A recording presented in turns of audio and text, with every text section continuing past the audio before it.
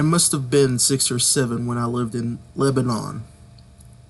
The country was ravaged by war at the time, and murders were common and frequent.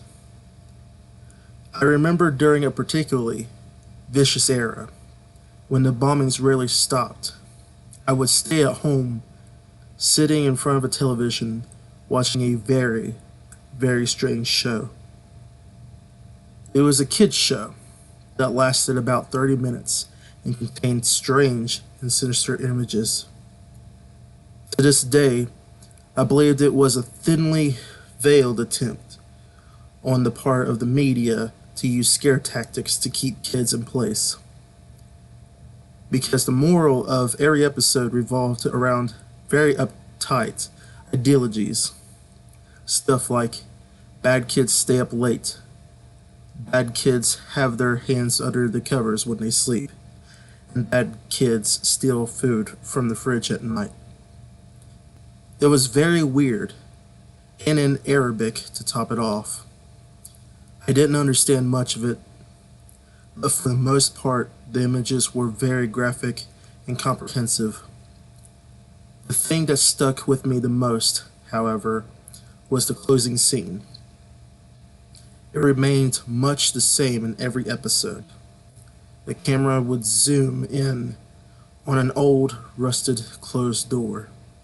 As it got closer to the door, strange and sometimes even agonizing screams would become more audible. It was extremely frightening, especially for children's programming. Then a text would appear on the screen in Arabic reading, "That's where bad kids go." Eventually, both the image and the sound would fade out, and that would be the end of the episode. About 15 or 16 years later, I became a journalistic photographer. That show had been in my mind all my life, popping up in my thoughts sporadically. Eventually, I had enough and decided to do some research. I finally managed to uncover the location of the studio where much of the channel's programming had been recorded. Upon further research and eventually traveling on site, I found out it was now desolate and had been abandoned after the big war ended. I entered the building with my camera. It was burnt out from the inside.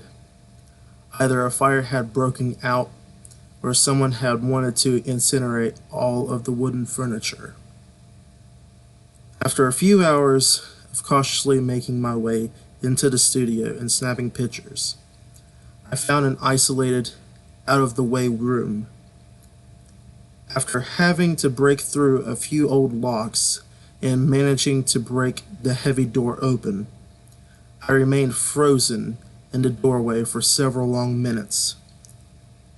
Traces of blood, feces, and tiny bone fragments lay scattered across the floor. It was a small room and an extremely morbid scene.